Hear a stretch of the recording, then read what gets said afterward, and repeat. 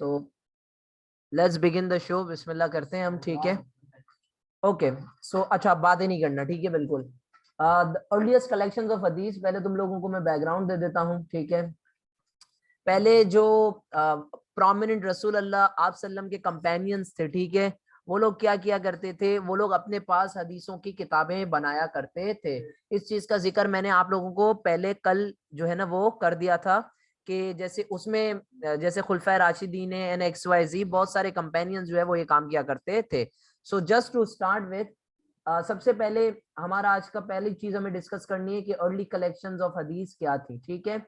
उनमें सबसे पहले मैं बात करूंगा सहीफे खुलफाए राशिदीन के, ठीक है, जो आगे चल के खुलफाए राशिदीन बने हमारे चार, हजरत अली, हजरत अबू बकर, हजरत उमर, हजरत उस्मान।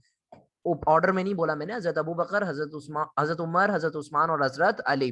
तो इनमें से इनके सहीफे डिस्कस करूंगा। बेटा सहीफों का क्या मतलब होता है? सहीफों का मतलब होता है a booklet of loose pages, ऐसे कर लें आप इसको, ठीक है। A booklet of loose pages या फिर अ स्मॉल अनबाइंडेड बुक, ठीक है, पर्चे जिसको आप कहते हैं आसान जबान में, ठीक है, जिसको आपने लूजली बाइंड किया हुआ परहैप्स, ठीक है।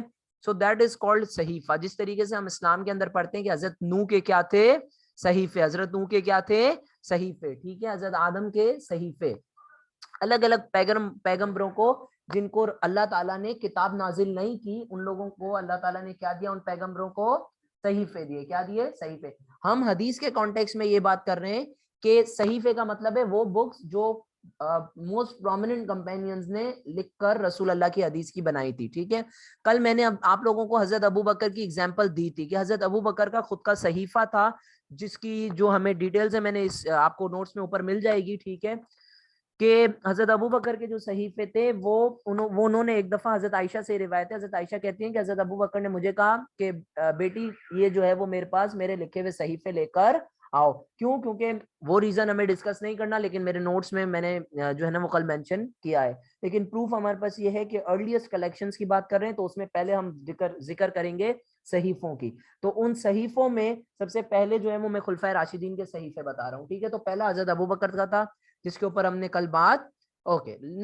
उसके बाद let's slow down our pace. Hazrat Ali, ठीक है। हजरत अली के बारे में सबको पता है, he was a prominent scribe. मैंने तुम लोगों को बताया था, बोलो, P1 में मैंने बताया था तुम लोगों को कौन सी ट्रीटी जो है वो हजरत अली ने लिखी थी, बोलो, ट्रीटी ऑफ हुदैबिया। उसमें क्या कह रहे थे कुफार? क्या लिखो? मोहम्मद लिखो। अली ने क्या कहा? नहीं लिखूंगा। क्या लिखूंगा? रसूल लिखूंगा, ये खुदा के रसूल हैं, ठीक है। पहली चीज ये। दूसरी बात ये कि आप लोगों को मैंने ये बताया था अबू दुजना वाला, कि उसको उनको जो है वो उनको जो है ना वो ये मसले मसाइल होते थे पैरानॉर्मल, तो हजरत अली को खत लिख के दिया था रसूल अल्लाह ने कि आप जाके ये उनको दें, और वो खत जिनों के नाम था। तो कहने का मकसद ये है कि हजरत अली जो थे, he played an important role, he was one of the prominent scribes during prophet's life. Hazrat Ali ने बहुत सारी हदीसें, बहुत सारी प्रॉफिट मोहम्मद की हदीस अपने पास जॉट डाउन कर रखी थी, खास तौर पर स्पिरिचुअलिटी पर, नॉलेज पर, लॉज पर, अदलिया पर। अब मैं आपको एक वाकया बताता हूँ ये इसके बारे में, अब आप लोगों को अच्छा जस्ट बाय द वे ये जो वाकया है हम इसको जो है ना वो कब नहीं जानना, ठीक है। ये वाकया हर किसी के लिए नहीं था। तो खैर बहरहाल, तो हजरत अली ने बहुत सारी ट्रेडिशंस, और मैं आप लोगों को यहाँ तक बताता चलूं, जो हमारे शिया मुस्लिम हैं वो बहुत सारे जो है ना वो शिया भाई, उन लोगों के घरों में हजरत अली की ऐसी बहुत सारी ट्रेडिशनल चीजें हैं, ठीक है। तो अभी भी जो शिया इस्ना आशरी हैं, ठीक है, द 12 शियाज, वो अभी भी हजरत अली के सहीफों को, हजरत अली के वो सहीफे जिनमें उन्होंने रसूल अल्लाह की हदीस रिकॉर्ड की, उसका अक्सर आपको दाखला या रेफरेंस देते हुए मिलेंगे। अब खुलफाए राशिदीन में आ जाते हैं, हम बात करते हैं हजरत उस्मान और हजरत उमर की। तो हजरत उस्मान और हजरत उमर जो हैं वो रिलक्टेंट थे in terms of recording the हदीस, ठीक है। और इसके पीछे आपको मैंने कल हमने इसके ऊपर बात की थी, okay. Let's come to the सहीफाज ऑफ अदर कंपेनियंस। हजरत अबू हुरैरा का हमने आपको जिक्र किया था, उनके जो स्टूडेंट है हम्माम, उन्होंने बड़ा फायदा हासिल किया इससे। उसके बाद सहीफा अल सादिका, ये बहुत इंपॉर्टेंट है, ये किसने कंपाइल की थी? अब्दुल्ला बिन, पूरा नाम क्या है इनका? मैंने यहाँ पर नहीं लिखा, अगर कोई लिखना चाहता है लिख सकते हैं। अब्दुल्ला बिन अमर बिन आस, ठीक है। ये किसके बेटे थे? अब्दुल्ला अमर बिन आस के। आप लोग फर्स्ट इस्लामिक कम्युनिटी पढ़े, अमर बिन आस की कन्वर्जन बड़ी इंटरेस्टिंग है, मेरे नोट्स में मैंने बताई थी P1 पढ़ाते हुए, बताई थी अब्दुल अमर बिन आस की नहीं? ओके हाँ ठीक है सही बोल रहे हो, बट अमर बिन आस वो मैंने प्रीवियस बैच में जो है ना वो चले आए। तो ये हमने चीजें जिक्र की हुई हैं, ठीक है। तो ये चंद सहीफाज के नाम हैं जो आप लोगों को जो है ना वो जैसे सहीफा हम्माम बिन मुनब्बी, ठीक है, समझ रहे हैं आप बात को। हम्माम कौन थे, किसके स्टूडेंट थे? अबू हुरैरा। किसके स्टूडेंट थे? अबू हुरैरा। तो कहने का मकसद गाइज ये, दीज आर द एग्जांपल्स के किस तरीके से अर्लीस्ट कलेक्शंस ऑफ हदीस प्रेजेंट थी, ठीक है। For now we are leaving the practice question, just jump on to the classification of हदीस कलेक्शंस, ठीक है। अलग अलग तरीकों से देखें, ये जो अर्ली स्टेज की हदीसें थी वो किस फॉर्म में थी? सहीफा। क्या? उसमें ना कुछ ऑर्डर था ना कुछ हुआ करता था, क्योंकि एक ही कंपेनियन था जिन्होंने प्रॉफिट से सुना होता था और वो अपने पास लिख दिया करते, ना कोई चेन ऑफ नरेटर्स थी, ना कोई जो है ना वो इतने लंबे चौड़े जो है ना वो रेफरेंसेस प्रोवाइड करने पड़ते थे, क्योंकि एक कंपेनियन ने सुना, हजरत फॉर एग्जांपल हजरत अली ने सुना, उन्होंने लिख दिया, हजरत अबू हुरैरा ने सुना, उन्होंने लिख दी। समझ रहे हैं आप बात को। लेकिन विद टाइम जब तबा ताबाइन का टाइम आया तो उस वक्त हदीस को क्लासिफाई करना शुरू कर दिया गया, हदीस के मुख्तलिफ कलेक्शंस बनना शुरू हो गए, ठीक है। उससे पहले भी बने हुए थे। तो we are now trying to discuss के what are the different collections of हदीस, ठीक है। नॉट एक्चुअली कलेक्शंस, उन कलेक्शंस की क्लासिफिकेशन कैसे होती है।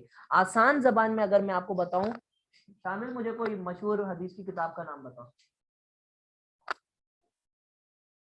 सही बुखारी, सही मुस्लिम, तो ये बुक्स के नाम है। इनको क्लासिफाई कैसे किया जाता है हम वो डिस्कस करें, ठीक है। मुस्नद, मुसन्नफ, अरबानियात, ठीक है, जामे, ये सारी चीजें हम डिस्कस करें। सो पहला है मुस्नद कलेक्शन। पहला कौन सा है? मुस्नद कलेक्शन। सबसे पहले मुझे बताओ, मुस्नद लफ्ज अरबिक जबान का लफ्ज है, अरबी से निकला है मुस्नद। मुस्नद अरबी जबान का लफ्ज है। मुस्नद का क्या मतलब होता है? सपोर्ट। मुस्नद का क्या मतलब होता है? सपोर्ट। मुस्नद मींस टू सपोर्ट, ठीक है। इन कलेक्शंस के अंदर बेटा, मुस्नद कलेक्शंस वो होते हैं जिसके अंदर इंपॉर्टेंस दी जाती है चेन ऑफ नरेटर्स को। किसको? चेन ऑफ नरेटर्स को। एक हदीस के कितने हिस्से होते हैं? बोले, एक हदीस के कितने हिस्से होते हैं? एक हदीस के दो हिस्से होते हैं। कितने हिस्से होते हैं? दो हिस्से। एक होता है टेक्स्ट और एक होता है चेन ऑफ नरेटर्स। एक होता है टेक्स्ट, एक होता है चेन ऑफ नरेटर्स। टेक्स्ट को हम कहते हैं मतन। क्या कहते हैं? मतन। टेक्स्ट को क्या कहते हैं? मतन। और चेन ऑफ नरेटर्स को कहते हैं सनद या इसनाद। क्या कहते हैं? सनद या इसनाद। मुस्नद कलेक्शंस होते हैं, ठीक है। मुस्नद कलेक्शंस वो होते हैं जिसके अंदर जो कंपाइलर होता है वो सब्जेक्ट मैटर को इग्नोर कर देता है, वो सब्जेक्ट या थीम को नहीं देखता, वो सिर्फ ये देखता है कि नरेटर्स कौन है। वो सिर्फ क्या देखता है कि नरेटर्स कौन है, ठीक है। सो मुस्नद कलेक्शन, अब मैं आप लोगों को एक छोटी सी एग्जांपल देना चाहूंगा, ठीक है। वो एग्जांपल ये होगी कि फर्ज करो एक हदीस की बुक है। एक हदीस की बुक के अंदर ये लिखा हुआ है कि एक हदीस, चलो मैं आपको ये बना के समझाता हूँ, ठीक है। एक हदीस की बुक है जिसके अंदर ये लिखा हुआ है कि, ये देखिए प्लीज गौर से,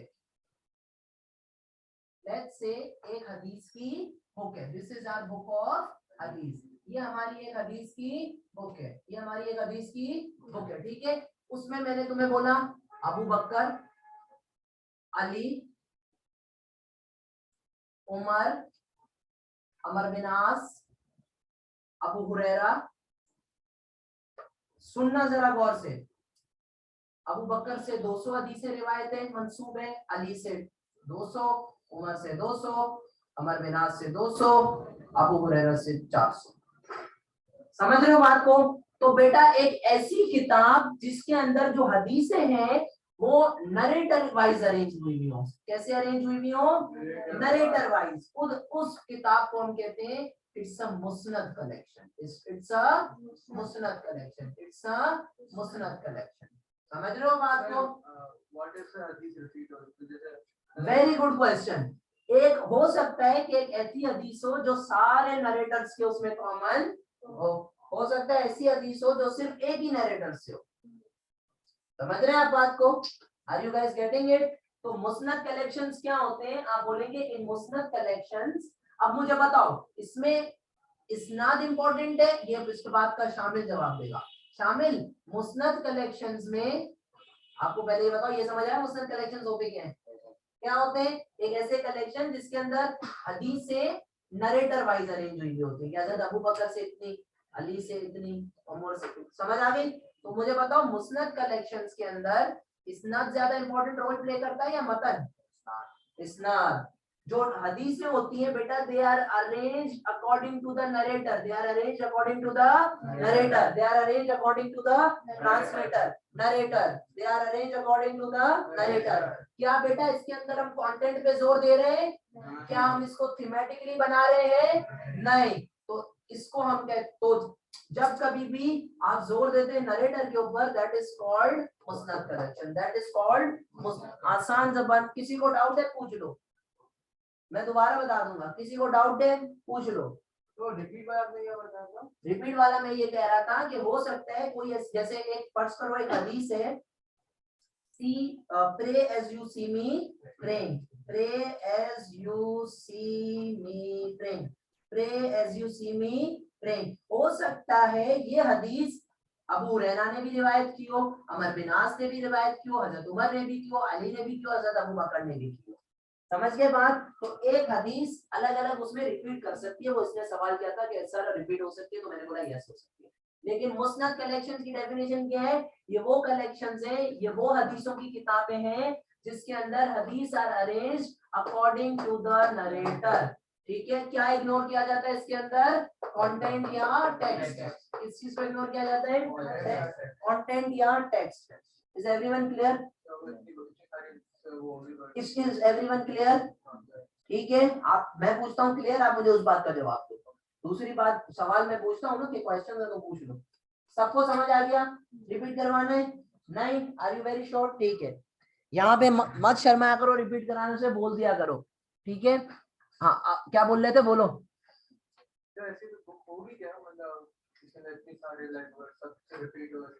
बिल्कुल, आप ये मुस्नद के अभी हम एग्जांपल्स पढ़ेंगे। मुस्नद अबू दाऊद है and so on so fourth, बहुत सारी हैं। ठीक है? मुस्नद अल सिराज है। ठीक है? मुस्नद इमाम अहमद बिन हम्बल है, हम्बली स्कूल ऑफ थॉट, उन्हीं की उस पे बेस्ड है। ठीक है, आगे चलें। आपके पास है? बिल्कुल है, मेरे पास इल्म अल हदीस पर 200 किताबें हैं। आगे चलें, आगे चलें भाई, सबकी परमिशन है? ठीक है, तो सब मेरे साथ बोलो। ये जो मुस्नद कलेक्शंस होते हैं उसके अंदर आप क्या इग्नोर कर देते हो? कंटेंट। क्या? सब मतन इग्नोर हो जाता है। क्या मतन इंपॉर्टेंट है? नहीं। तो अरेंजमेंट कैसे की जाती है? According to the original narrators, according to the original narrators. ठीक है, यानी किसका रोल ज्यादा बड़ा होता है? इस्नाद का। किसका? मुस्नद का। देखो वर्ड भी सिमिलर नहीं है, मुस्नद, इस्नाद, मुस्नद और इस्नाद। ठीक है, तो बेटा मुस्नद कलेक्शन में अरेंजमेंट में किसका ज्यादा बड़ा रोल होता है? इस्नाद का। किसका ज्यादा बड़ा रोल होता है? ठीक है, अच्छा, अब ये इस्नाद में अरेंजमेंट किस तरीके से की जाती है? सवाल ये पैदा होता है, इस्नाद के अंदर अरेंजमेंट किस तरीके से की जाती है? बोलो, कोई आइडिया? इस्नाद के अंदर अरेंजमेंट किस तरीके से की जाती है? यानी देखो, कुछ किताबें ऐसी होंगी जिसके अंदर अल्फाबेटिकल के अबू बकर ए बी पहले आता है, ए एल आई बाद में आता है।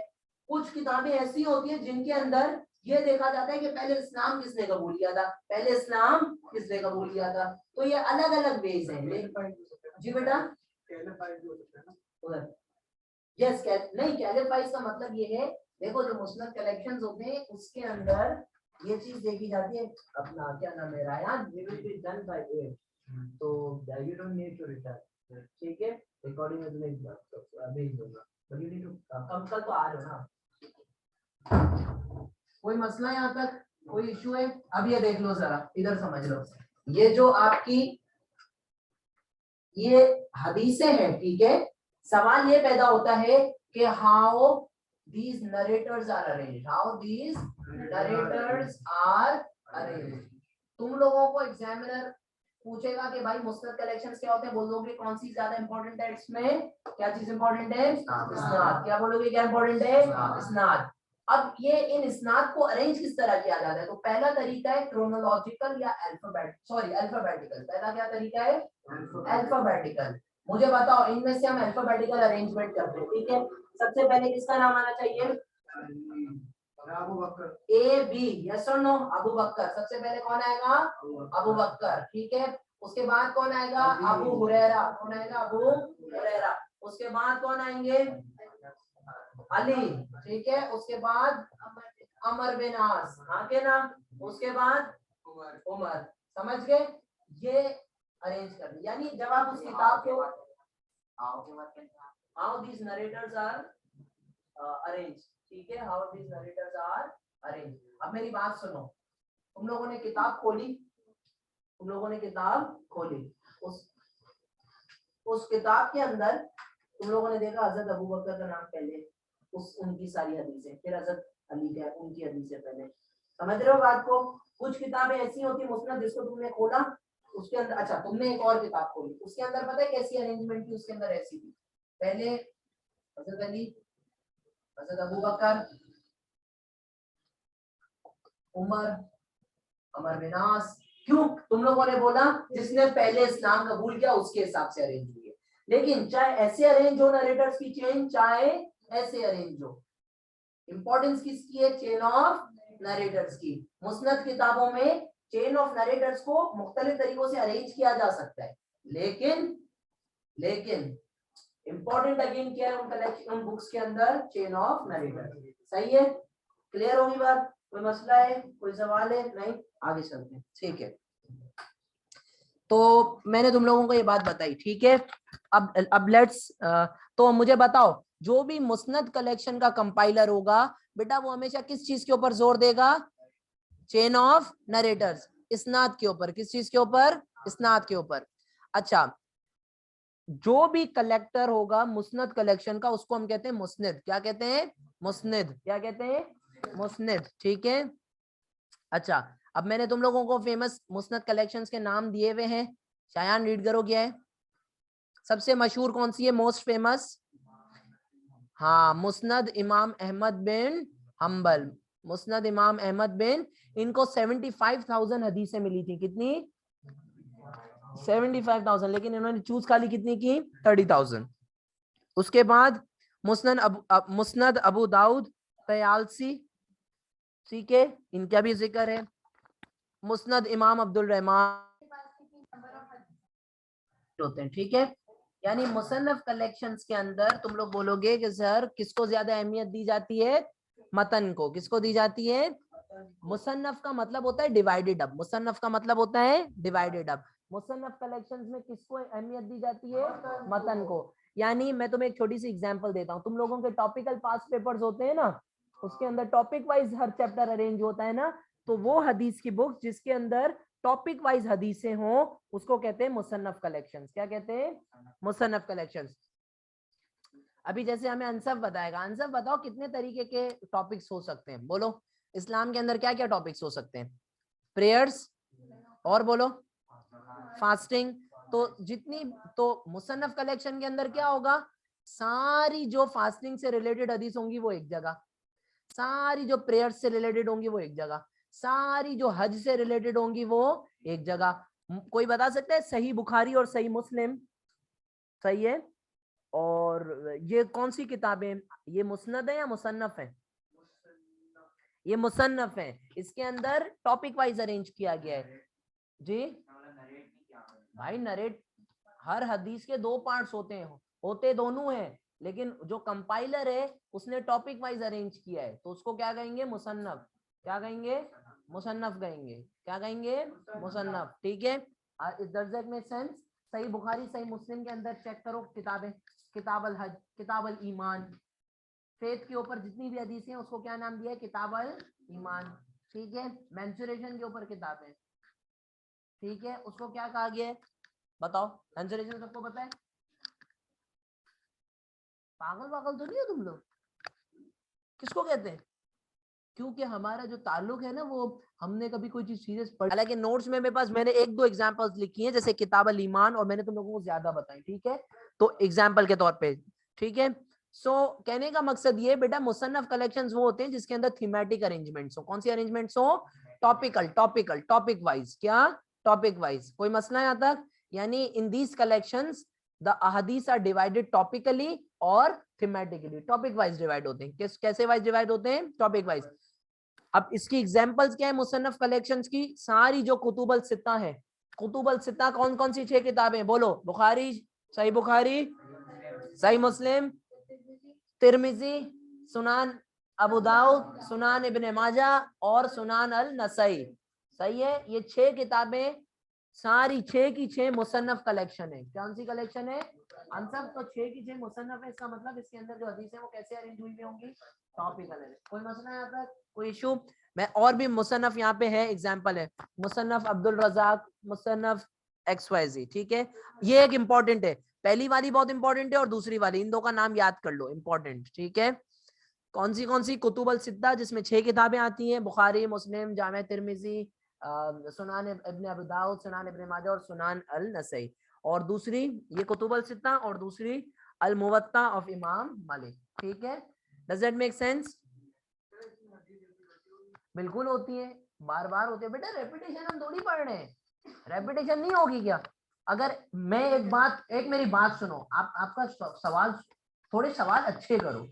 आप लोगों के सवाल बहुत बचकाने होते हैं। मैं आज 6 लोगों के सामने गुफ्तगू कर रहा हूँ। अगर आप यही बात किसी को जाके बताएंगे कि सर ने हमें मुसनफ और मुसन्नद पढ़ाया, तो आप एक ही बंदा जाके बताएगा 6 के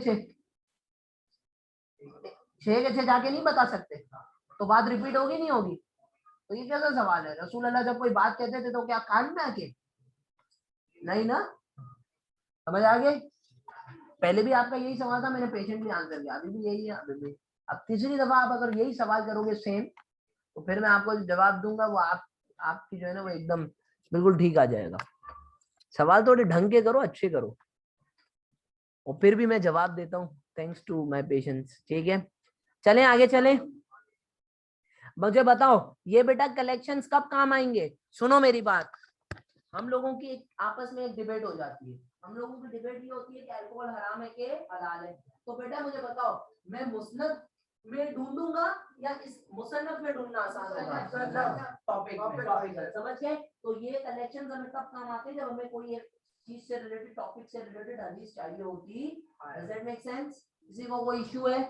श्योर, आगे चले। Okay, let's move on and let's come to मुअज्जम। ठीक है, ये क्या? अच्छा, अब ये जो मैं पढ़ा रहा हूँ ना, these are least important, least important, these are least important. ऊपर जो पढ़ा है वो इंपॉर्टेंट था, दिस इज लीस्ट इंपॉर्टेंट। ठीक है, इसमें ये अलग अलग वैरायटीज हैं। ठीक है, जैसे कुछ किताबें हैं जो कहलाती है मुअज्जम। क्या कहलाती है? ये पता है कौन सी है? आसान ज़बान में यही मुस्नद किताबें होती हैं। कौन सी होती है? मुस्नद। यानी बेटा किसको इंपॉर्टेंस दी जाती है? नरेटर, और अल्फाबेटिकली नाम से अरेंज होती है। इसको हम कहते हैं मुअज्जम। क्या कहते हैं? मुअज्जम। क्या होती है बेटा? नरेटर का नाम दिया जाता है, नरेटर के नाम के साथ से अल्फाबेटिकली अरेंज की जाती है। जैसे ये लिखी थी, तो इसके आगे आप ये लिख सकते हो, मैं लिख भी देता हूँ यहाँ पर, this is an example of Muazzam किताबें। कौन सी हदीस की किताब क्या कहलाएगी? मुअज्जम। ठीक है, क्या कहलाएगी? मुअज्जम। क्या कहलाएगी? मुअज्जम। Does that make sense? कोई मसला? आगे चलते हैं। ठीक है, तुम लोगों को मिसालें यहाँ पर दी हुई हैं। इसमें जो है ना वो तबरानी का बहुत बड़ा नाम है। वो तुम्हारी किताबों में पूरे तो नाम नहीं लिखे हुए, यहाँ पर मैंने नोट्स में डाले हुए। ठीक है, अल मुअज्जम अल कबीर अल तबरानी। ठीक है, कोई मसला? कोई इशू? इसके बाद आता है जामी। क्या आता है? जामी। ठीक है, जिसके अंदर इन 8 टॉपिक से रिलेटेड बातें होती है। कौन कौन सी टॉपिक्स है? Belief, laws, rulings, पाइटी, etcetera etcetera. अगर किसी हदीस की किताब में इन 8 टॉपिक से रिलेटेड हदीस हो, सबके सब 8 टॉपिक से रिलेटेड, तो उसको कहा जाता है जामी। क्या कहा जाता है? तो मुझे बताओ, सही बुखारी और सही मुस्लिम में ये टॉपिक सारे हैं कि नहीं है? सारे हैं, तो उसको आप क्या कह सकते हो? जामे। क्या कह सकते हो? इसी तरह तिरमिजी की किताब है, उसको क्या कहा जाता है? जामे तिरमिजी। क्या कहा जाता है? जामे तिरमिजी। कोई मसला यहाँ तक? जी, टॉपिक ही, या मतलब ये टॉपिक मौजूद होने चाहिए? ये 8 के 8 टॉपिक्स मौजूद होने चाहिए। ठीक है, बिल्कुल हो सकते हैं। ठीक है,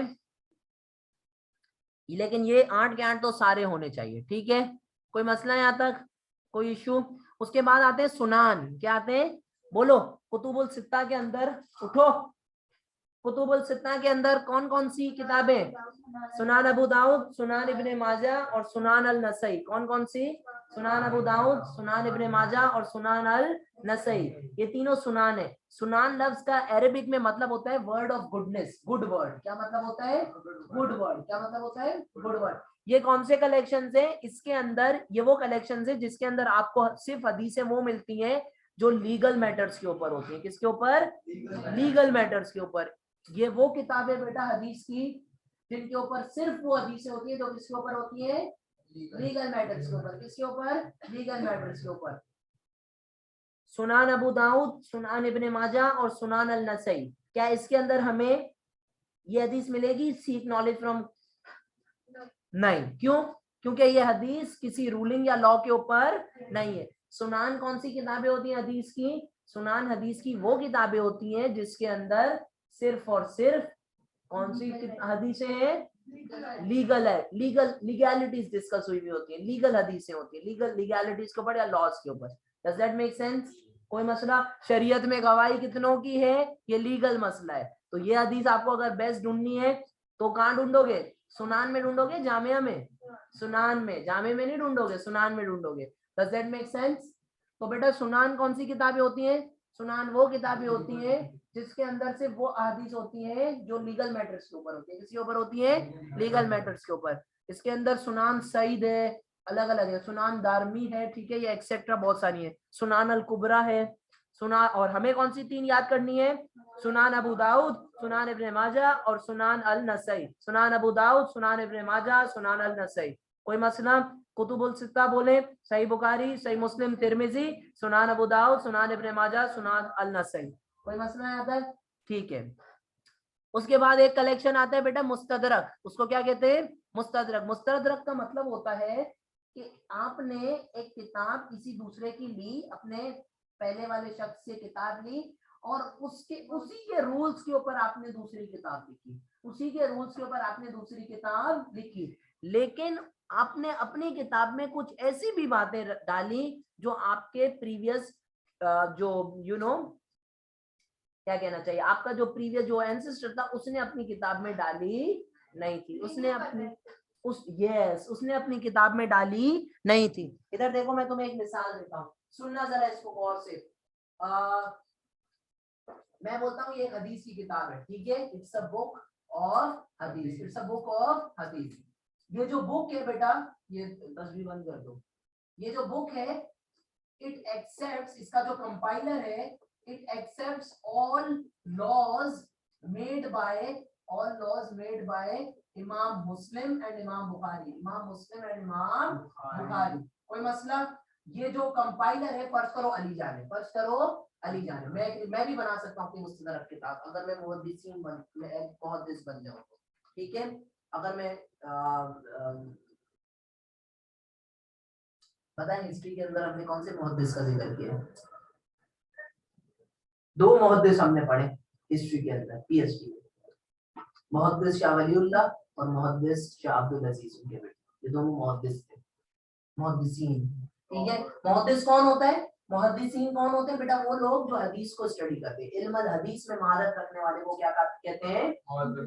Someone who is an expert, who is a legal expert in hadith studies is called muhaddis। क्या कहते हैं? मुहद्दिस। सीन सुनना, सीन ये है कि ये हदीस की किताब है, मैं एक हदीस की किताब बना रहा हूँ, ठीक है।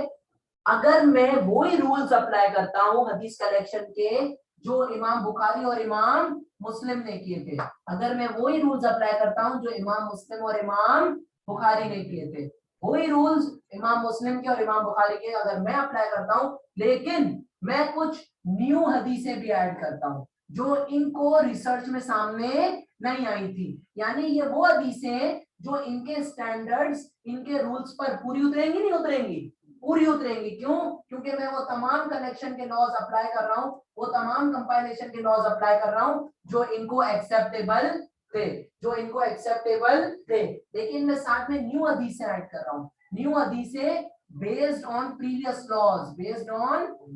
तो कुछ ऐसी हदीसें होंगी जो इमाम मुस्लिम और इमाम बुखारी ने रिपोर्ट, मैं आपको एक मिसाल देता हूँ, जामे तिरमिजी के अंदर बहुत सारी ऐसी हदीसें जो इमाम मुस्लिम और इमाम बुखारी से रिवायत नहीं है। तो तिरमिजी में रूल सेट ऑफ रूल वही है, इस्नाद और मतन चेक करने का तरीका वही है जो इमाम मुस्लिम और इमाम बुखारी का था, लेकिन उन्होंने कुछ न्यू हदीसें ली है, उन्होंने कुछ उस ऐसे कलेक्शन को हम कहते हैं मुस्तदरक। क्या कहते हैं? क्या समझ आया बोलो सर? जैसे आप वो आपने नई बुक आपने सारे जो भी रूल्स का crash in Mustadraq, these collection laws are same as previous compilers, but the new compiler adds new hadith using the same laws, but new ठीक है, compiler adds some new hadith using the same law। कोई मसला है यहाँ तक? कोई मसला है यहाँ तक? ठीक है, जिसने नहीं लिखा वो बाकी किसी से, और यहाँ पर लिखा हुआ भी है मैंने, ये पढ़ो जरा अपना रायान, पढ़ो पहला पॉइंट क्या लिखा है, मुस्तदरक क्या होती है?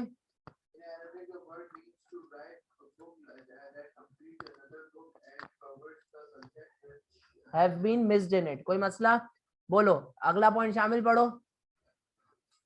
A collection in which the compiler accepts the conditions set by his predecessor collector and then collects a tradition not included by the predecessor। प्रेडेसेसर से आपने डिसएग्री नहीं करना, उन्हीं के लॉस फॉलो करने, और न्यू जो है ना वो, और इसमें इस एग्जांपल क्या है मुस्तदरक की? अल हाकिम अल निसाबुरी, अल हाकिम अल मुस्तदरक अल हाकिम अल निसाबुरी, मुस्तदरक अल हाकिम अल निसाबुरी। कोई मसला नहीं? और उसके बाद अरबानियात लास्ट है, अरबानियात लास्ट है। अरबानियात अरबिक के अंदर चूंकि हमने अरबिक जानते हैं तो आपको मैं बताऊं, वाहिद, असनान, सलासा, अरबा, खमसा, ये आपको अरबिक काउंटिंग है। तो वाहिद वाहिद क्या, मैं देखो मेरी काउंटिंग भी दिमाग से निकाल दी। वाहिद, असनान, सलासा, अरबा, अरबा किसको कहते हैं? फोर्थ को किसको कहते हैं? अरबानियात का मतलब है 40, अरबानियात का मतलब होता है, तो जैसा कि टाइटल बता रहे हैं आपको, ये वो हदीसें होती हैं, 40 हदीसें होती हैं एक टॉपिक के ऊपर, 40 हदीसें होती हैं। फॉर एग्जाम्पल अगर मैं कंपाइलर बन रहा हूं, मुझे टॉपिक पसंद है प्रेयर, तो मैं अलग अलग जगहों से अगर 40 हदीसें प्रेयर के ऊपर जमा करूंगा तो वो कहलाएगा अरबानियात। क्या कहलाएगा? इसके अंदर एक या एक से ज्यादा टॉपिक्स भी हो सकते हैं। अगर मुझे प्रेयर पसंद है, हज पसंद है, सलात, पिलर्स के ऊपर 5 टॉपिक्स मुझे पसंद है, तो हर टॉपिक के ऊपर मैं कितनी हदीसें जमा करूंगा? 40। तो मेरी किताब क्या होगी? मेरी किताब के अंदर हर टॉपिक के ऊपर कितनी हदीसें होंगी? 40। कितनी होंगी? उसको कहते हैं अरबानियात। क्या कहते हैं? अरबानियात। कोई मसला यहाँ तक? अरबानियात कोई मसला? कोई? Okay, so these are pretty much the collections, ठीक है, जो वेरियस कैटेगरीज हैं, ठीक है, क्लासिफिकेशन ऑफ हदीस कलेक्शंस है।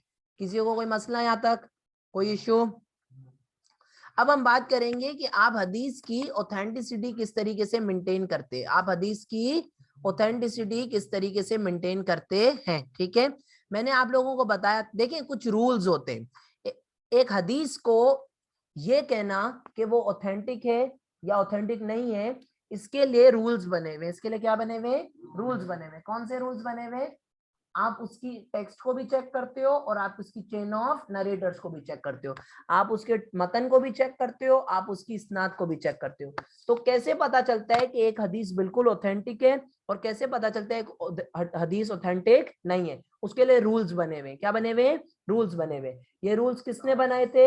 ये रूल्स बनाए थे तबाताबाइन ने, इमाम बुखारी और इमाम मुस्लिम ने। इमाम बुखारी का बहुत बड़ा रोल है, इमाम बुखारी और इमाम मुस्लिम ने। किसने बनाए थे? इमाम।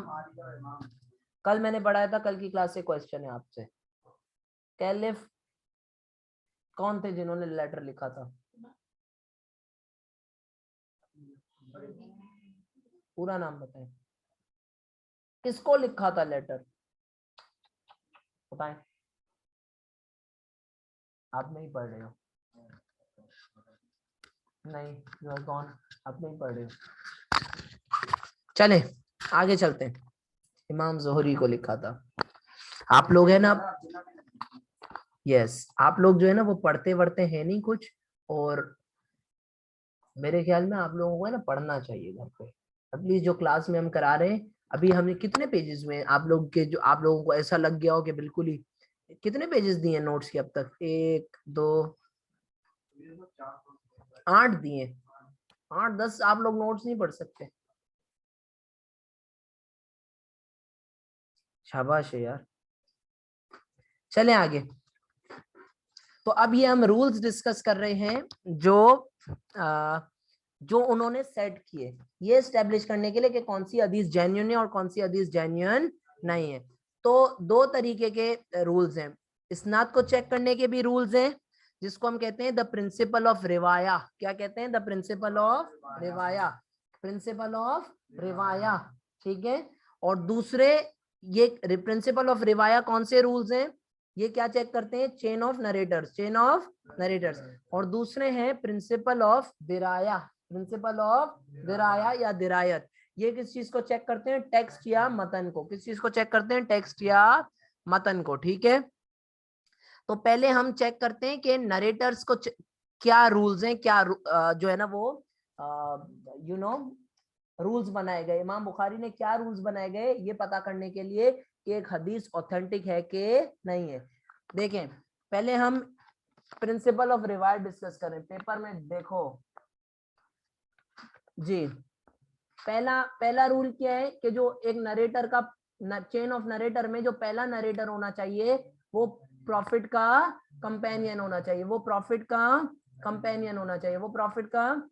दूसरा, सारे जो नरेटर्स हैं वो अडल्ट मुस्लिम्स होने चाहिए, उनकी अच्छी मेमोरी होनी चाहिए, उनको रिकॉल करने की अच्छी प्रैक्टिस होनी चाहिए। सारे जो नरेटर्स हैं उनका अच्छा कैरेक्टर होना चाहिए, वो अपने तकवा पसंद होने चाहिए, वो अपनी तकवा की वजह से जाने माने होने चाहिए, ठीक है। इसी तरीके से कोई भी नरेटर ने अपनी जिंदगी में कोई बड़ा सिन या झूठ नहीं बोला होना चाहिए।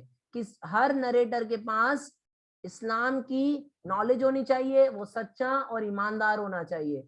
हर नरेटर, कोई भी नरेटर ऐसा नहीं होना चाहिए जिसने अपनी जिंदगी में कोई क्राइम किया हो, कोई भी नरेटर ऐसा नहीं होना चाहिए जिसने अपनी जिंदगी में कोई क्राइम किया हो। इसी तरीके से नरेटर जो है उसको सिर्फ वही बात आगे पहुंचानी चाहिए जो उसने अपने प्रीडेसेसर से ली थी या अपने जो है वो एंसेस्टर से ली थी, अपने टीचर से ली थी। खुद की तरफ से उसको ऐड नहीं करना चाहिए। एग्जैक्टली वही वर्ड्स इस्तेमाल करने चाहिए, सेम वर्ड्स, डिट्टो कॉपी, ठीक है। इसी तरीके से हर नरेटर को अपने से पीछे तक की चेन ऑफ नरेशन याद होनी चाहिए, अब चेन ऑफ नरेटर्स याद होनी चाहिए।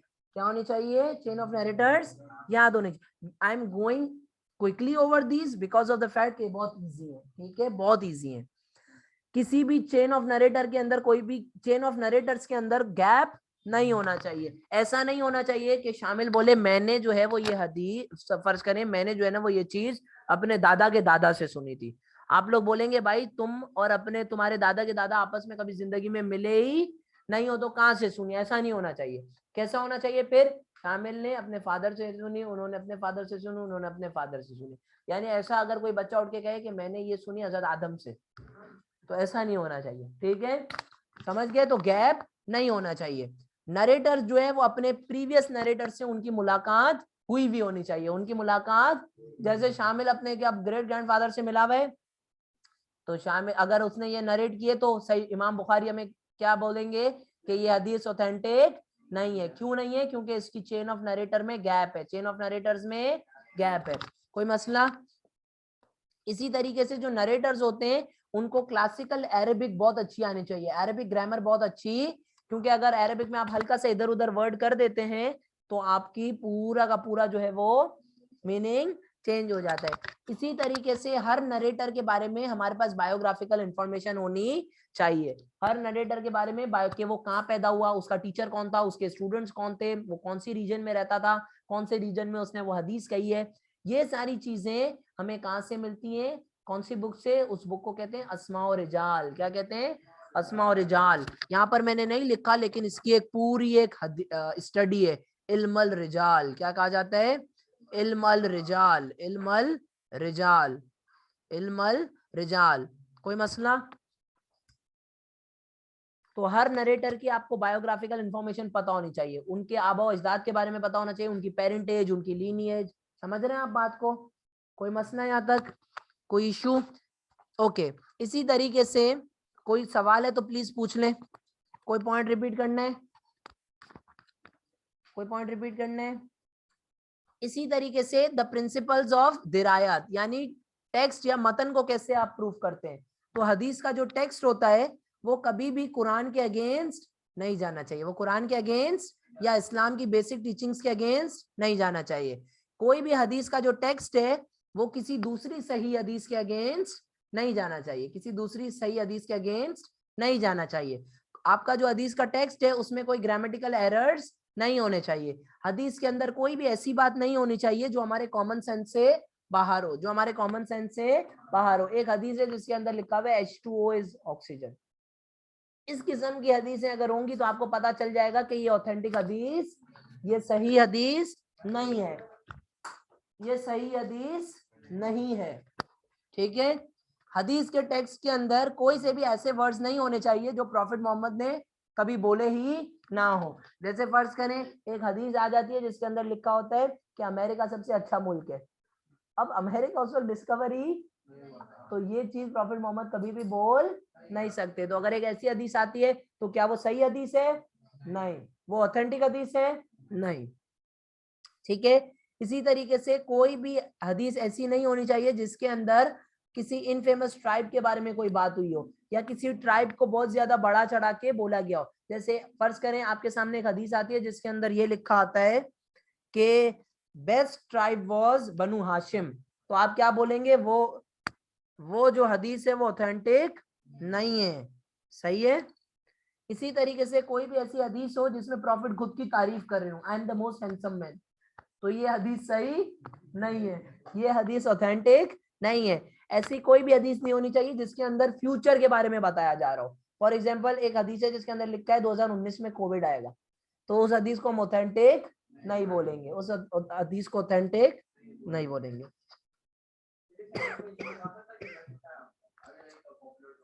नहीं, ऐसी कोई भी हदीस को हम एक्सेप्ट ऑथेंटिक नहीं बोलेंगे। तो इन रूल्स के मुताबिक 4 किस्म की हदीस होती हैं। कितनी?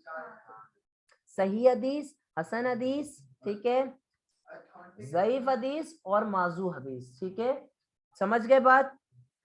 ऑथेंटिक हदीस, अप्रूव्ड हदीस, वीक हदीस और फैब्रिकेटेड हदीस। This is something which we will discuss tomorrow. हम इसको एक ये चीज पढ़ेंगे, हदीस नबी और हदीस कुदसी क्या होती है ये पढ़ेंगे। इसके साथ साथ हम पढ़ेंगे मेन कलेक्शंस क्या है, सही बुखारी, सही मुस्लिम, इनको डिस्कस करेंगे। ठीक है, ये 3 चीजें कल हमारी क्लास का ऑब्जेक्टिव है। कल हमारी ये हदीस आपका जो है वो P2 का कंप्लीट हो जाएगा। फिर हम शुरू करेंगे rightly guided callus. Does that make sense? कोई मसला है यहाँ तक? ठीक है।